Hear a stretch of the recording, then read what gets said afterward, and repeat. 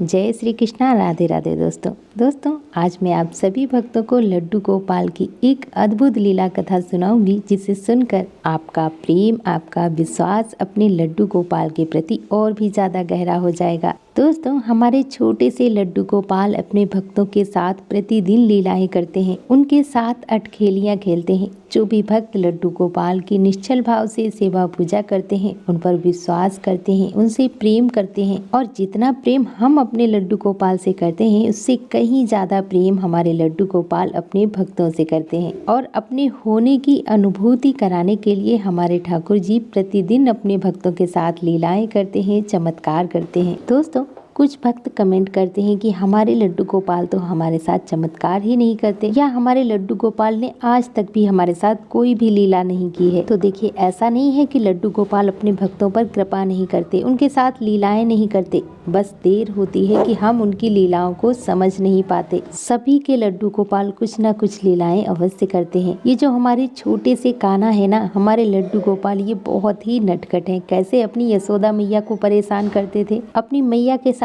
कैसे शरारतें करते थे, गोपियों के साथ कैसे लीलाएं करते थे। तो वो तो है ही लीलाधर और अपने भक्तों के साथ लीलाएं करते भी हैं। पर कभी कभी क्या होता है ना कि हम उनकी लीलाओं को समझ नहीं पाते, उनका अनुभव हमें नहीं हो पाता। जब हम अपने छोटे से लड्डू गोपाल के साथ कोई रिश्ता बनाते हैं ना, तो उसी रिश्ते के साथ हमारे लड्डू गोपाल अपने प्यारे भक्तों के साथ नटखट लीलाएं करते हैं। तो दोस्तों, ऐसी ही नटखट लीला हमारे लड्डू गोपाल ने इन मैया के साथ की है। आज की लीला कथा हमारे साथ शेयर की है मुरादाबाद में रहने वाली सुधा जी ने। सुधा जी बताती हैं कि हमारे घर में प्यारे से लड्डू गोपाल हैं, जिनकी सेवा हम बड़े ही प्रेम भाव से करते हैं। और अपने लड्डू गोपाल के साथ हमने पुत्र का रिश्ता बनाया है। पुत्र के भाव से ही मैं अपने लड्डू गोपाल की सेवा पूजा करती हूँ। सुधा जी बताती हैं कि पहले मेरे पास लड्डू गोपाल नहीं थे, लेकिन मैं जब भी किसी के लड्डू गोपाल देखती थी, मेरा उनकी सेवा करने का बहुत मन करता था। मुझे लड्डू गोपाल बहुत सुंदर लगते हैं और मैं लड्डू गोपाल से बहुत ज्यादा प्रेम करती थी। मैं बहुत पहले ही अपने घर पे लड्डू गोपाल को विराजित करना चाहती थी, पर मेरे मन में कहीं ना कहीं यह डर रहता था कि क्या मैं लड्डू गोपाल की सेवा नियम के साथ कर पाऊंगी,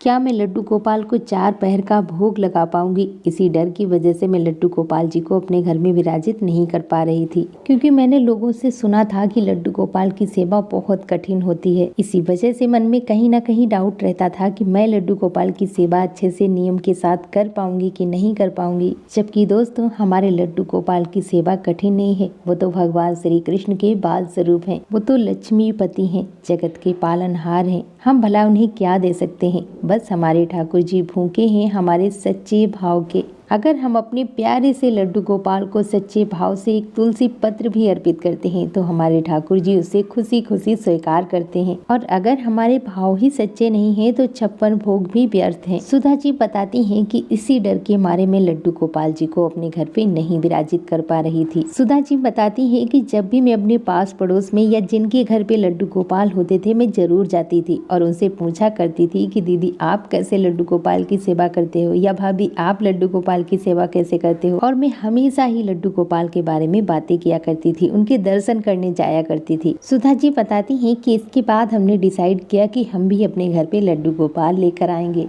और इसके कुछ ही दिनों बाद मैं अपनी फैमिली के साथ वृंदावन धाम गई। सबसे पहले हमने बांके बिहारी के दर्शन किए, इसके बाद राधा वल्लभ के दर्शन किए। जितने भी वहाँ पर प्रसिद्ध मंदिर थे, सभी में जाकर हमने ठाकुर जी के दर्शन किए। मन में कहीं ना कहीं मैं बहुत ज्यादा खुश थी, क्योंकि इस बार मैं अपने ठाकुर जी अपने लड्डू गोपाल को लेने के लिए गई थी। और इसके बाद मैं जाती हूँ एक शॉप पर, वहाँ पर बहुत ही सुंदर सुंदर से लड्डू गोपाल जी बैठे हुए थे। पर ऐसा होता है ना कि इतने सारे लड्डू गोपाल में कोई एक लड्डू गोपाल जी ऐसे होते हैं जो हमारा मन मोह लेते हैं, जिन पर हमारा दिल आ जाता है। क्योंकि ऐसा इसलिए होता है कि वही लड्डू गोपाल जी आपके घर आपके साथ आना चाहते हैं। ऐसा ही कुछ सुधा जी के साथ भी हुआ। सुधा जी बताती हैं कि मैंने वहाँ से 6 नंबर की एक सुंदर से लड्डू गोपाल जी लिए, और साथ में उनके वस्त्र, उनकी ज्वेलरी, उनका झूला, उनका सिंहासन, जो भी उनकी जरूरत का सामान था, मैंने वहीं से ले लिया। मैं बहुत ज्यादा खुश थी अपने लड्डू गोपाल को पाकर। जब मैं अपने लड्डू गोपाल गोपाल को रास्ते में लेकर आई। सफर कैसे कट गया पता ही नहीं चला। बड़े ही अच्छे से हमने पंडित जी को बुलाकर अपने लड्डू गोपाल की प्राण प्रतिष्ठा करवाई। अब हम सभी बहुत ज्यादा खुश थे। बताती हैं सुधा जी कि पहले हम लड्डू गोपाल जी को लाने में इसलिए हिचकिचा रहे थे, घर में सब लोग तामसिक भोजन करते थे, इसीलिए मैं डरती थी कि मैं लड्डू गोपाल की सेवा कर पाऊंगी कि नहीं, उन्हें भोग लगा पाऊंगी कि नहीं। और लड्डू गोपाल जी को लाने से पहले ही मैंने अपने घर में सबसे बात कर ली थी, सबको बता दिया था, सबसे पूछ भी लिया था। और जब सब लोग मेरी फैमिली में मेरी बात मान गए कि वो लोग लहसुन प्याज का त्याग कर देंगे, नहीं खाएंगे हम लोग लहसुन प्याज, तो मैं बहुत ज़्यादा खुश थी।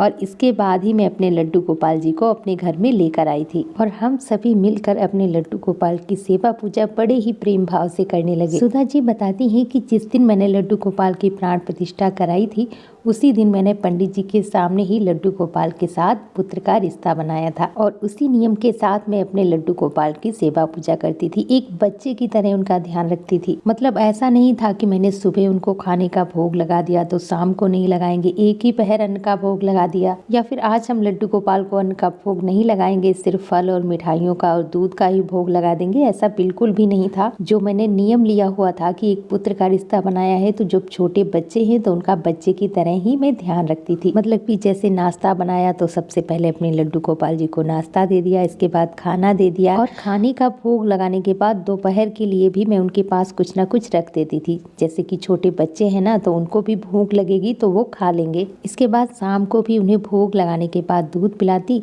और मेरा नियम था कि 8:30 बजे से लेकर 9 बजे तक मैं अपने लड्डू बाबू को हर हाल में सुला देती थी। मतलब कि 9 बजे से ज्यादा मैं अपने लड्डू गोपाल को कभी भी लेट नहीं करती थी, कुछ भी हो जाए मैं 9 बजे तक अपने लड्डू बाबू को शयन करा देती थी। ऐसे ही हम सभी मिलकर अपने लड्डू गोपाल की सेवा पूजा करते थे, सब लोग मिलकर करते थे तो और भी अच्छा लगता था। और जब भी हमारे घर से कोई भी मार्केट जाता या बाहर जाता तो लड्डू बाबू के लिए कुछ ना कुछ वहाँ से जरूर लेकर आते। इतना ज्यादा प्यार, इतना ज्यादा भाव आ गया था सबके अंदर लड्डू गोपाल की कृपा से। सुधा जी बताती हैं कि ऐसे ही समय बीत रहा था कि एक दिन मुझे और मेरे हस्बैंड को पार्टी में जाना था।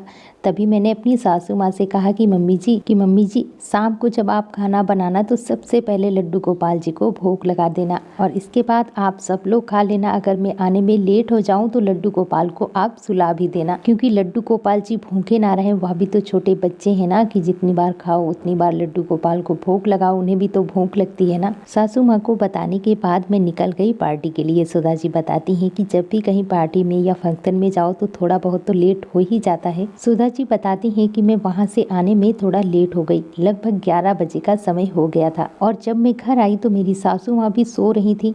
तभी मैंने उनके पास जाकर पूछा कि मम्मी आपने लड्डू गोपाल को भोग लगा दिया क्या? उन्होंने नींद में ही कहा कि हाँ बेटा मैंने लड्डू गोपाल को भोग लगा दिया है। सुधा जी बताती हैं कि मैंने सोचा कि जब मम्मी ने लड्डू गोपाल को भोग लगा दिया है तो उन्हें सुला भी दिया होगा, क्योंकि उनको पता है ना कि मैं आज आने में लेट हो गई हूँ। और जिस रूम में हमारा मंदिर है जहाँ हमारे ठाकुर जी विराजित हैं उसमें मैंने जाकर देखा तो लाइट बंद थी और मंदिर की भी लाइट बंद थी, तो मैंने ध्यान नहीं दिया और मैंने रूम का गेट बंद कर दिया और मैं सोने के लिए चली गई। सुधा जी बताती हैं कि तभी हुआ कुछ ऐसा जो मैंने कभी सोचा नहीं था। और उसी रात लगभग 1 से 2 बजे के करीब मैंने सपना देखा कि कोई छोटा सा बच्चा नींद में आंखें मसल रहा है और मेरे सिरहाने खड़ा है और मुझसे कह रहा है कि मैया मुझे नींद लगी है, मुझे भी सुलाओ ना। ओ मैया मैं कब से तेरे इंतजार में बैठा हूँ और तूने मुझे देखा ही नहीं, तूने मुझे सुलाया ही नहीं और तू खुद सो गई। मुझे बहुत जोर से नींद लगी है मैया, मुझे भी सुलाओ ना। और वह छोटा सा बच्चा मुझसे यह सब कह रहा है और नींद में अपनी आंखें मसल रहा है। जैसे हम लोगों को नींद नहीं लगती है तो हमें जम्हाई आती है, वैसे ही वह बच्चा अपनी आंखें मसल रहा है। सुधा जी बताती हैं कि मुझे ऐसी आवाज 2 बार सुनाई दी और तभी मेरी आंख खुल जाती है। जैसे ही मेरी आंख खुलती है मुझे अपने लड्डू गोपाल की याद आती है, क्योंकि मुझे पता था कि आज मैंने अपने लड्डू गोपाल को नहीं सुलाया है, क्योंकि मम्मी ने ही भोग लगाया है और मम्मी ने ही लड्डू गोपाल जी को शयन कराया है। और तभी मैंने सोचा कि चलो एक बार लड्डू गोपाल को देख आते हैं कि मेरे लड्डू बाबू सो रहे हैं कि नहीं। और जब मैं अपने लड्डू गोपाल के रूम में जाती हूँ, लाइट ऑन करती हूँ और जो मैं दृश्य देखती हूँ उसे देखकर मैं आश्चर्य रह जाती हूँ। जैसे ही मैंने मंदिर खोला, मैंने लाइट ऑन की, मैंने देखा कि मेरे लड्डू गोपाल जी लुढ़के हुए हैं, मेरे प्यारे से लल्ला अपने सिंहासन पर ही गिरे पड़े हैं। मैं झट से लड्डू गोपाल को अपनी गोद में उठा लेती हूँ और मुझे यह समझने में एक पल भी नहीं लगा कि जो मुझसे स्वप्न में कह रहा था कि मैया मुझे नींद लगी है, मुझे भी सुला दो। वो कोई और नहीं, साक्षात मेरे लड्डू गोपाल जी थे, मेरे कान्हा थे। सुधा जी बताती हैं कि मैं अपने लड्डू गोपाल को गोद में लेकर खूब रोई थी, और रोई इसलिए भी थी कि मेरे लड्डू गोपाल साक्षात मेरे घर पे विराजित हैं, कि मेरे लड्डू गोपाल ने स्वप्न में मुझे दर्शन दिए और मुझे मैया कहा। मैं बहुत ही सौभाग्यशाली हूँ जो लड्डू गोपाल ने मेरे रिश्ते को स्वीकार किया है, मुझे मैया के रूप में स्वीकार किया है। सुधा जी बताती हैं कि इसके बाद मैंने अपने लड्डू गोपाल को जल पिलाया और उन्हें शयन कराया। इसके बाद मैं आकर खुद सो गई, और जब मैं सुबह जागी तब मैंने मम्मी जी से पूछा कि मम्मी जी, आपने लड्डू गोपाल को कल सुलाया नहीं था? तब उन्होंने मुझे बताया कि बहू, मैंने लड्डू गोपाल को भोग लगा दिया था, और भोग लगाने के बाद हम सबने खाना खाया, और तब तक इन्होंने उस मंदिर की लाइट बंद कर दी। मैंने भी ध्यान नहीं दिया और मैं लेट गई, मेरी कब आंख लग गई मुझे पता ही नहीं चला। और वैसे भी बहू, तुम ही रोज लड्डू गोपाल को सुलाती हो, इसीलिए मुझे आदत नहीं है, मेरा उधर ध्यान ही नहीं गया। सुधा जी बताती हैं कि इसके बाद मैंने अपनी सासू माँ को सारी घटना बताई कि कैसे मुझे लड्डू गोपाल ने स्वप्न में दर्शन दिए। दोस्तों, सुधा जी बताती हैं कि मुझे इस बात का बहुत दुख है कि उस दिन मैंने लड्डू गोपाल को शयन नहीं कराया, और अगर मम्मी जी सो भी रही थी तो मुझे जाकर लड्डू गोपाल के पास देखना चाहिए था। लेकिन दूसरी तरफ मैं अपने आप को बहुत ही सौभाग्यशाली मानती हूँ जो मुझे ठाकुर जी ने स्वप्न में ही दर्शन दिए हैं, मुझे मैया कहकर पुकारा है। दोस्तों, यह परम सत्य है, जब भी हम अपने लड्डू गोपाल के साथ कोई रिश्ता बनाते हैं तो हमारे साथ साथ हमसे ज़्यादा वो रिश्ता मेरे लड्डू गोपाल जी निभाते हैं, हमारे ठाकुर जी निभाते हैं, और वो हमेशा हमारे साथ रहते हैं। सुधा जी, आपका बहुत बहुत धन्यवाद जो इतनी अद्भुत लीला कथा आपने हमारे साथ शेयर की, जिसे मैं अपने चैनल के माध्यम से बाकी सभी भक्तों तक पहुंचा पाई। दोस्तों, अपना प्यार और साथ ऐसे ही बनाए रखना। दोस्तों, यदि आपके लड्डू गोपाल भी लीलाएं करते हैं, आपके साथ अटखेलियां खेलते हैं, तो आप हमारे साथ अवश्य शेयर करें। आपको हमारा व्हाट्सएप नंबर डिस्क्रिप्शन बॉक्स में मिल जाएगा। तो दोस्तों, मेरे साथ एक बार प्रेम से बोलो, लड्डू गोपाल की जय, कृष्ण कन्हैया की जय, जय जय श्री राधे।